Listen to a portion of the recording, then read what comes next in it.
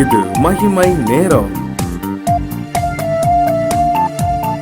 கிறிஸ்துவுக்குள் மிகவும் பிரியமான மகிமை டிவி நேயர்களே, மீண்டுமாக இந்த மகிமை நேரம் நிகழ்ச்சியின் வழியாக உங்களை சந்திப்பதில் மிக்க மகிழ்ச்சி அடைகிறேன். கர்த்தர் கொடுத்த இந்த நல்ல வாய்ப்புக்காக தேவனை நான் ஸ்தோத்திரிக்கிறேன். இந்த வாரத்திலும் கூட இந்த வாரம் முழுவதுமாக வாக்குத்தத்தங்களை சுதந்திரிப்பது எப்படி என்பதான வார்த்தைகளை குறித்து நாம் தியானித்துக் கொண்டு வருகிறோம். இன்றைக்கும் கூட நம்முடைய வாக்குத்தத்தங்களை, கர்த்தர் நமக்கு கொடுத்ததான வாக்குத்தத்தங்களை நாம் சுதந்திரிக்க வேண்டும் என்று சொன்னால் நாம் என்ன செய்ய வேண்டும்? நம்முடைய ஜென்ம சுவாபங்களை நாம் விட்டுவிட வேண்டும் என்று சொல்லி நாம் பார்க்க இருக்கிறோம். நேற்றைய தினத்தில் முறுமுறுக்காதபடிக்கு நாம் இருப்போமானால் நம்முடைய வாக்குத்தத்தங்களை நாம் பெற்றுக்கொள்ள முடியும் என்று சொல்லி பார்த்தோம். இன்றைக்கு ஜென்ம சுவாபங்களை நாம் விட்டுவிட வேண்டும். ஜென்ம சுவாபங்கள் என்று சொன்னால் என்ன? நம்மிடத்துல நமக்குள்ளாகவே இருக்கிறதான ஒரு சுவாபங்கள். அது எப்படிப்பட்ட சுவாபங்களா இருக்கலாம்? எரிச்சலின் ஆவியா இருக்கலாம், கோபத்தின் ஆவியா இருக்கலாம், மற்ற அநேக காரியங்கள். இப்படிப்பட்டதான ஜென்ம சுவாபங்கள் எல்லாவற்றையும் நாம் விட்டுவிட வேண்டும். இது எப்படி இருக்கிறது என்று சொன்னால், ஆண்டவரே நானாகவே இருப்பேன், ஆனால் நீங்கள் உங்களுடைய ஆசீர்வாதங்களை எனக்கு நீங்கள் தரணும் என்று சொல்லி ஆண்டவருக்கு நம்ம ஒரு ஆர்டர் போடுறது போல இருக்குது. அப்படிப்பட்ட ஆசீர்வாதங்களை கர்த்தர் நிச்சயமாக நமக்கு தரமாட்டார். கர்த்தர் நமக்கு ஆசீர்வாதத்தை தரணும் அப்படின்னா நம்ம என்ன செய்யணும்? ஆண்டவரே, நான் மனம் திரும்பி உமக்கு ஏற்ற பிள்ளையாய், உமக்கு பிரியமுள்ள பிள்ளையா நான் மனம் திரும்பி வரேன், நீங்கள் ஏற்றுக்கொள்ளுங்கப்பா, உங்களுடைய ஆசீர்வாதத்தை பெற்றுக்கொள்வதற்கு தகுதியுள்ள பாத்திரமா நான் வந்திருக்கிறேன், நீங்க எனக்கு தாங்க என்று சொல்லி கேட்போமானால் அப்போ ஆண்டவர் நிச்சயமாய் தருவார். ஆனா ஆண்டவரே, நான் இப்படிதான் இருக்கிறேன், நீங்க உங்களுடைய ஆசீர்வாதத்தினால் என்னை நிரப்ப வேண்டும் அப்படின்னு சொல்லிட்டு நம்ம யோசிப்போமானால் ஆண்டவர் ஆசீர்வாதத்தை தர மாட்டான். அப்படிதான் இன்னைக்கு அநேக பேர் யோசித்து கொண்டு இருக்கிறாங்க. ஆண்டவர் என்னை ஆசீர்வதிக்க மாட்டேங்கிறார், ஆண்டவர் நான் எவ்வளவு தூரம் ஜெபம் பண்றேன், ஆனா என் வாழ்க்கையில ஒரு மாற்றத்தை நான் கண்டுகொள்ளவே முடியவில்லை என்று சொல்லி இன்னைக்கு அநேக பேர் சொல்வதை பார்க்க முடியும். ஏன் அப்படி சொல்றாங்க? அவங்க வாழ்க்கையில ஏதோ ஒரு காரியத்தை விட்டு விடும்படியாய் கர்த்தர் விரும்புகிறார். அந்த காரியத்தை அவர்கள் விட்டு விடாதபடிக்கு ஏதோ ஒரு காரியம் அவங்களை தடுத்து கொண்டு இருக்கிறது. ஒருவேளை கோபத்தை, எரிச்சலை, பொறாமைகளை, வன்கண்களை, ஒருவேளை முறுமுறுப்பின் ஆவிகளை, இப்படிப்பட்டதான ஜென்ம சுவாபங்களை விட்டுவிடும்படியாய் கர்த்தர் நம்ம எதிர்பார்க்கிறோம். கிறிஸ்தவர்களா இருக்கிற இடத்துல நம்மிடத்துல அன்பின் சிந்தை இருக்க வேண்டுமே தவிர கோபத்தின் சிந்தை கர்த்தர் எதிர்பார்ப்பதில்லை. கிறிஸ்தவர்களாகிய நம்முடைய வாழ்க்கையில உண்மை எதிர்க்க வேண்டுமே தவிர பொய் நம்முடைய வாழ்க்கையில கர்த்தர் எதிர்பார்க்கவில்லை. நீதி காணப்பட வேண்டுமே தவிர அநீதி காணப்படக்கூடாது. இதை தான் கர்த்தர் எதிர்பார்க்கிறார். பிரியமானவர்களே, இன்னைக்கு எத்தனை இடங்கள்ல நம்மை நாமே அன்கண்ட்ரோலபிளா, நம்மை நாமே புரியாமல் அநேக நேரங்களில் நம்ம கோபப்படுகிறத நம்ம பார்க்கிறோம். அப்படிப்பட்ட இடங்கள்ல கர்த்தருடைய நாமத்தை நம்ம தூஷிக்கிறவராக இருக்கிறோம்.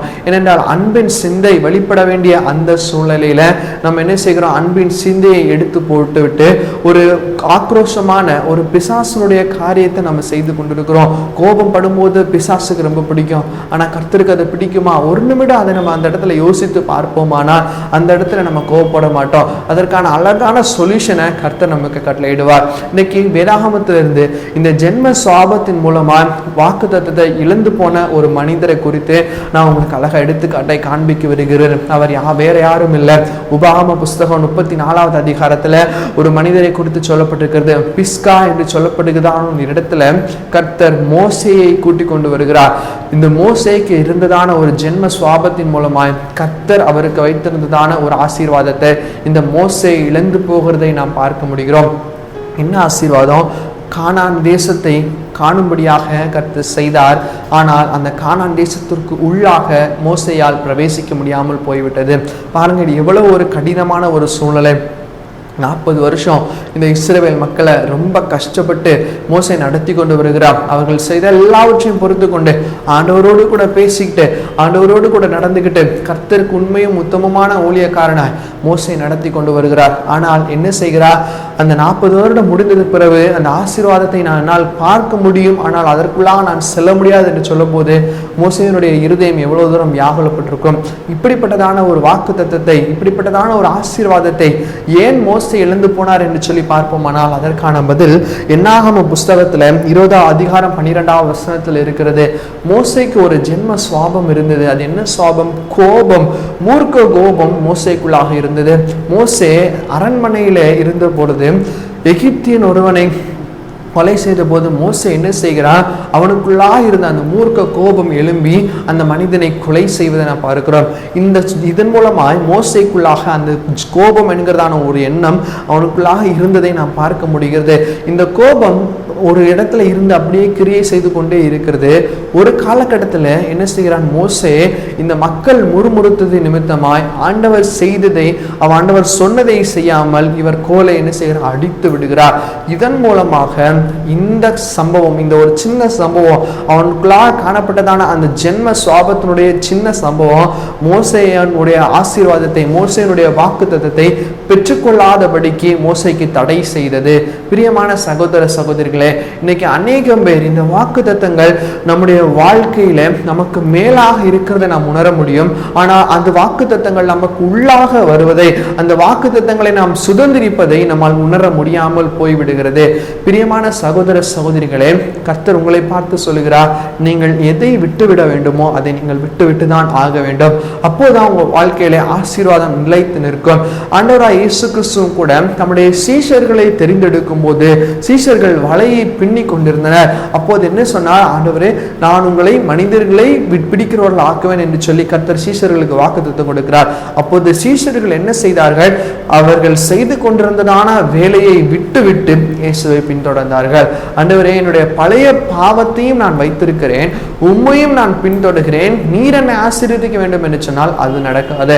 நம்முடைய பழைய பாவங்கள், பழைய சுவாபங்கள், பழைய ஜென்ம சுவாபங்களை நாம் விட்டு விட வேண்டும். ஒருவன் கிறிஸ்துவுக்குள் இருந்தால் புது சிருஷ்டியா இருக்கிறான். அப்போ புது சிருஷ்டிக்கு தான் புதிய புதிய ஆசீர்வாதத்தை கர்த்தர் கட்டளையிட முடியும். அப்போ புது சிருஷ்டியா இருக்க வேண்டிய நாம் என்ன செய்ய வேண்டும், பழைய சுவாபங்களை, பழைய பாவங்களை விட்டு, ஜென்ம பாவங்களை நாம் விட்டு கர்த்தருடைய ஆசீர்வாதத்தை பெற்றுக்கொள்ள தகுதியுள்ள பாத்திரங்களாய் நாம் மாற வேண்டும். அதை தான் கர்த்தர் எதிர்பார்க்கிறார். மோசேவினுடைய வாழ்க்கையை நினைவு கூர்ந்து பாருங்க. இன்னைக்கு தூங்குறதற்கு முன்பதாக எந்தெந்த காரியங்கள் உங்களுடைய ஆசீர்வாதங்களை தடை செய்து கொண்டிருக்கிறது, உங்களுக்குள்ள மற்றவர்கள் அப்படி செய்கிறார்கள், அவர்கள் இப்படி செய்கிறார்கள் என்பதை சொல்வதை மறந்துவிட்டு உங்களுக்குள்ளாக எந்த காரியங்கள் உங்கள் வாழ்க்கையில ஆசீர்வாதத்தை பெற்றுக்கொள்ள தடையா இருக்கிறது என்பதை சிந்தித்து பாருங்கள். அதை கர்த்தருடைய சமூகத்தில் அறிக்கை செய்து விட்டுவிட்டு கர்த்தரோடு கூட ஒப்புரவாகுங்கள். நிச்சயமாக ஆண்டவர் உங்களுக்கு பண்ணின அந்த வாக்குத்தத்தங்களை நிச்சயமாகவே அவர் நிறைவேற்றுவார். பிரியமானவர்களே, இந்த வார்த்தைகளை மறந்து விடாதீர்கள்.